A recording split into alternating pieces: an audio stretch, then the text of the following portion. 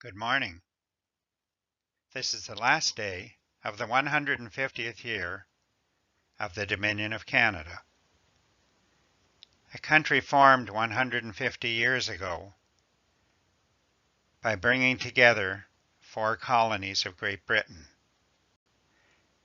one being Ontario, which at that time was known as Upper Canada, another being Quebec, which was known as Lower Canada. The third and fourth ones were New Brunswick and Nova Scotia. These provinces together represented a population in this new country of about 4 million people, a country that included Lambton County. However, by then, Lambton County was already 18 years old. The present county of Lambton, along with Essex and Kent County, was proclaimed in July 1788 as a part of the district of Hesse. In 1792, all of Ontario not included in other countries and extending north to the North Pole was renamed as the County of Kent. In 1800, what is now Essex, Kent, and Lambton was redesignated as the Western District. In May 1849, districts were abolished and Kent, Essex, and Lambton were formed as new counties.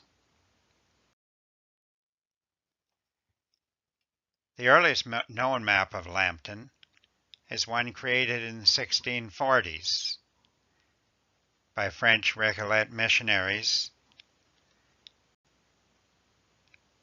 in what was then known as Upper Canada. If you notice on here, Lake Huron was at the time known as Carignan Die, and you can see the community of St. Francois, which was a fort built by the missionaries of that time, a fort which disappeared and which no trace has been found since.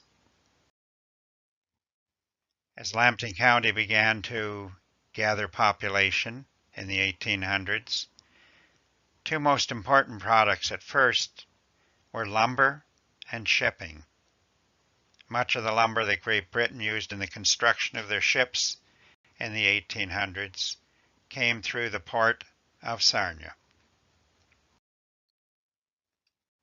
Most important discovery in Lambton County was undoubtedly the Shaw Gusher in 1861 at Oil Springs, a discovery that led to the oil industry beginning here in Lambton County and led to much of the formation of our county.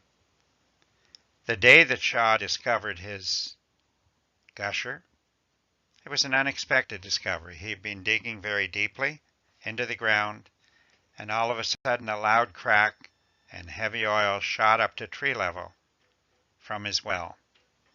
The gusher spewed forth at a rate of 2,000 barrels a day for a week until the well was capped. That was the beginning of the oil industry here in Canada.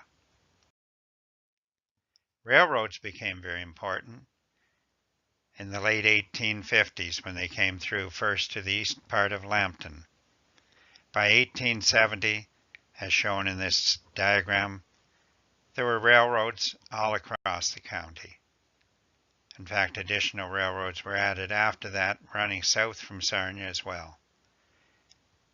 The railway pictured is the one that ran from the Grand Trunk Station in Petrolia back and forth to Wyoming, carrying oil one way and supplies the other way.